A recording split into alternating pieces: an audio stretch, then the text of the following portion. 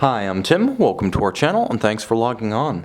Today we're discussing an Omega Speedmaster limited edition that you won't forget. Amidst the innumerable limited editions, it's easy to become cynical, but this is the kind of watch that only happens once. Today we're discussing the Omega Speedmaster Moonwatch BA145.022, a limited edition of 1,014 pieces to mark the original 1969 Apollo 11 moon landing. The first few dozen of these actually went to VIPs, members of the NASA crew, U.S. political leadership, people who oftentimes, because of government positions, weren't allowed to take delivery. But with only 1,014 of these made, eons ago, by the standards of Speedmaster limited editions, they have built up a mammoth legacy and legend, and we're going to take a little bit of that apart, dissect it, and enjoy it today. First, let's talk about fit, because fit comes first, even on a legendary watch. 48.2mm across the round of the case, not including the crown or the chronograph pushers. The watch might be slimmer than you expect, as I measured it at 13.7mm thick in spite of the broadly flared tachymeter bezel and the traditional thermoplastic crystal. From lug to lug, the watch is quite manageable and easy to wear. 48.5mm. There's no problem fitting it on my 16cm circumference wrist. I believe you could wear this watch on a wrist as small as 14cm in circumference. And for those of you who want to accessorize, and I can understand why, that's half the fun of owning a vintage watch, you could get a custom strap with a lug spacing of 20mm, because that is the width between the horns. This is an impressive watch on a couple of levels. First, because of the history, being that first round of solid gold special editions to commemorate the actual moon landing within months of the astronauts touching down. This was a special piece, and it has a number of special features that really transcend the usual considerations of fit.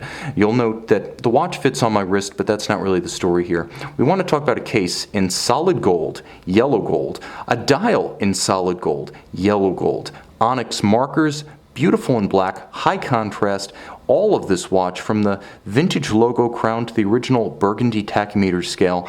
The dial and the watch, I would say both, and these are the two critical components, the case and the dial, can be represented accurately as an 8 out of 10. This is not a museum piece, this is not a time capsule watch, this is a historically significant watch that has been minimally, if ever, refinished and retains all of the original signatures that set the special edition BA145.022 apart.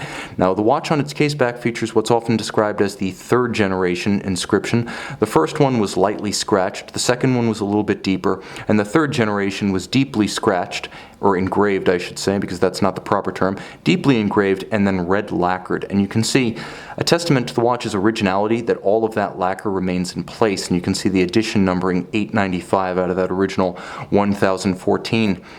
You also note, befitting a later example of the watch, it has what's often described as the round Omega O on the logo. So just beneath the period Omega logo, you can see the marquee Omega, and it features that more vertically oriented O rather than the flattened ovoid O of the first few series.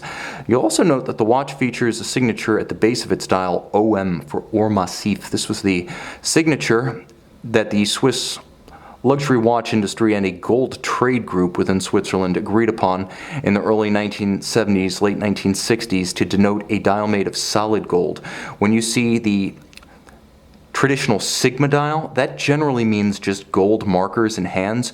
OM means a solid gold dial. You'll note there are some marks on the dial, principally at 3 o'clock and also around 6 o'clock, and I want to disclose that fully, and I want to offer maximum detail, because this is a watch that you buy equally on the basis of condition and historical significance. The historical significance is through the roof, and for a true dot over 90 intact burgundy tack, original dial, original hands, original indices, original case, almost all of the original metal, perfect definition in the lugs, the bezel, the flanks, the satin finish, the polish, even the case back. This is a watch that was lightly and sympathetically used, but nevertheless did get a workout on the wrist over the decades since the original moon landing. Now, I'll also add that what is inside is significant in as much as it is the caliber with a few modifications that continues in service today.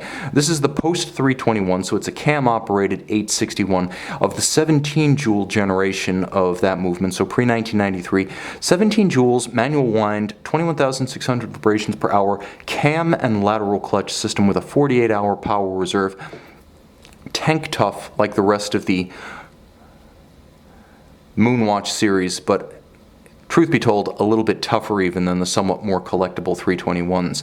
But in a case like this, with a dial like this, you really don't need to discuss historical significance. This is through the roof. Arguably the original Speedmaster Moonwatch limited edition. This watch is a must-have for any serious collector of Omega.